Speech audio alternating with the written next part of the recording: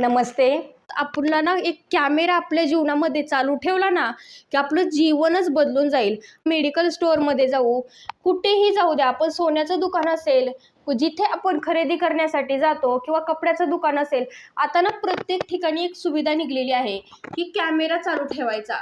तर ना कॅमेरा प्रत्येक ठिकाणी लावला ना, की आपल्याला समजून येतं, की आपण ना कुठे काय करतोय किंवा कोण आपल्या घरातली कोण चोरी तर करून जात नाही ना, किंवा कुठल्या वस्तूंची आपल्या दुकानातली चोरी होत नाही ना, ते पण पाहण्यासाठी आपण कॅमेरे लावतो. पण असा एक कॅमेरा जेणेकरून आपण आपल्या जीवनामध्ये सतत चालू ठेवला ना, जीवनच आपलं बदलून जाईल. 80-85 त्यांचं वय असेल आणि त्यांना एकट्या राहत होत्या. मी ही गोष्ट ऐकली होती आणि गोष्टीला बऱ्याच काळ झाला मला तो गोष्ट ऐकून. तुम्ही ही गोष्ट ऐकली असेल तर मला जरूर कमेंटमध्ये टाईप करायला विसरू नका. ना आजी ना त्यांना कॅमेरा त्यांचा ना दोन्ही घराच्या पाठीमागे आणि घराच्या पुढेही 2 कॅमेरा चालू असायचे. दाराच्या जवळ ना एक बोर्ड लिहून ठेवलेला होता, तुम्ही ना कॅमेऱ्याच्या निरीक्षणाखाली आहात तर सावधान, असं म्हणजे तिथे घराच्या बाहेर बोर्ड लिहून ठेवलेला होता. आणि त्या आजी ना एकट्या राहत होत्या आणि त्यांची मुलं परदेशात असल्यामुळे ते कॅमेरे लावलेले होते. परंतु तुम्हाला मजेशीर गोष्ट पुढे समजून येईल, त्यांच्या घरी कोण आलं ना की तो बोर्ड वाचायचे किंवा ते कॅमेरे समोर दिसायचे ना लावलेले, त्यांच्या मनामध्ये भीती दडलेली होती की इथे कॅमेरे चालू आहेत, आपण आतमध्ये नको हे करायला, किंवा त्यांचं घर मोठं असल्यामुळे ते घरामध्ये कधी एंटरच करत नव्हते. परंतु आजीने एक मजेशीर एक वेळेस किस्सा सांगितलेला होता की हे ना दोन्ही कॅमेरे त्या घराचे ना बंद कॅमेरे होते. आजी अशा किती बिनधास्त अशा म्हणजे असं एकट्या बिनधास्त घरामध्ये कशा राहत असतील, तर त्यांच्या मनाचा जो कॅमेरा होता ना तो पूर्ण म्हणजे ओपन होता, की त्या एवढ्या मनाने स्ट्रॉंग होत्या की त्यांनी ना तो मनाचा कॅमेरा ओपन करून त्या जीवनामध्ये त्या पुढे जगत असत. कारण त्यांच्या जीवनामध्ये जे पण काही आजूबाजूला त्या एकट्या होत्या, परंतु त्यांचा मनाचा कॅमेरा सतत ओपन होता आणि त्यांचं जीवन त्या आनंदाने जगण्याचा प्रयत्न करत होत्या.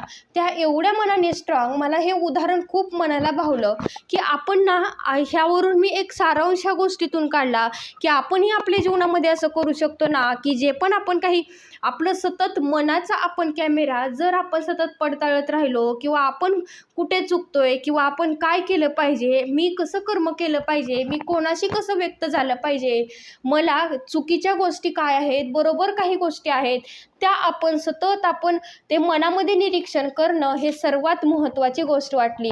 आणि कॅमेऱ्यामध्ये आपल्या मनामध्ये जो डाटा आपण स्टोअर करून ठेवलेला आहे त्याची पडताळणी, त्याचं निरीक्षण आपण स्वतःहून करणं सर्वात महत्त्वाची गोष्ट मला वाटली. आणि ह्या व्हिडिओचा किंवा ही जी मी गोष्ट पूर्वी ऐकली होती त्या गोष्टीतून माझ्या जीवनामध्ये असा हे करण्याचा प्रयत्न केला. आपण आपली पडताळणी ह्या कॅमेऱ्याप्रमाणे आपण काही आपल्या जीवनामध्ये काही गोष्टी आपण मनामध्ये सतत रेकॉर्ड करून ठेवतो आणि तो व्यक्ती असा, ते चुकीचं, हे बरोबर, आणि ते सतत मनामध्ये ते रेकॉर्डिंग चालू असतं. ते मनाचं रेकॉर्डिंग ते काढून टाकून आपल्यासाठी योग्यतेच्या गोष्टी आणि मनाने स्ट्रॉंग होऊन पुढे चालणं हेच सर्वात महत्त्वाची गोष्ट मला ह्या उदाहरणातून मला आजींच्या समजून आली. आणि त्यातून आपण आपल्या जीवनामध्ये आपण कसे पुढे चालू शकतो हेच माझ्या जीवनामध्ये मी बदल करण्याचा प्रयत्न केला. जर तुम्ही अशा सिच्युएशनमध्ये असाल तर आपल्या मनाचा कॅमेरा आपण ओपन करणं आणि आपण काय कर्म करतोय, आपल्यासाठी काय योग्य आहे, मी कुठे माझ्यासाठी डिसिजन घेतलं पाहिजे, माझ्या स्वाभिमानासाठी मी काय केलं पाहिजे, ह्या सर्व गोष्टी आपण पडताळणं आणि मी जे पण काही कर्म करते त्यावरून आपला डाटा आपण पुन्हा त्या डाट्याचा आपण विचार करणं हे सर्वात महत्त्वाची गोष्ट येते. कारण आपले जे पण काही कर्म आहे, आपले जे पण काही बोलणे असेल, आपल्या वाणीतून काही शब्द असतील, ते ना आपल्याला आपल्या जीवनामध्ये घातक ठरू शकतात. म्हणून आपल्या जीवनामध्ये जे पण काही चांगले विचार आहेत, जे मला स्ट्रॉंग बनवतील, जे माझा स्वाभिमान टिकवतील, असे शब्द आपण आपल्या मनामध्ये ठेवणं आणि तोच डाटा आपल्या मनामधच्या कॅमेऱ्यामध्ये सतत चालू ठेव. मनाचा कॅमेरा जर आपण सतत पाहायला पुढे सुरुवात केली ना, तर आपल्याला अशा बाहेर कॅमेरा लावून आपल्याला घराच्या बाहेर कुठेही आपल्याला ठेवण्याची गरज नाही पडणार. कारण की जोपर्यंत आपण मनाने स्ट्रॉंग होत नाही तोपर्यंत आपल्याला ह्या कॅमेऱ्याची गरज, बाहेरील कॅमेऱ्याची गरज लागणार. पण काही कर्म करत आहोत, आपल्या मनाच्या कॅमेऱ्याने आपण निरीक्षणाने आपण ते कर्म पुढे घेऊन चालणं हे सर्वात महत्त्वाची गोष्ट मला वाटायला लागली. बघा, ह्याविषयी तुमचे काही मत येतात किंवा काही प्रतिक्रिया येतात ते मला जरूर कमेंटमध्ये टाईप करायला विसरू नका.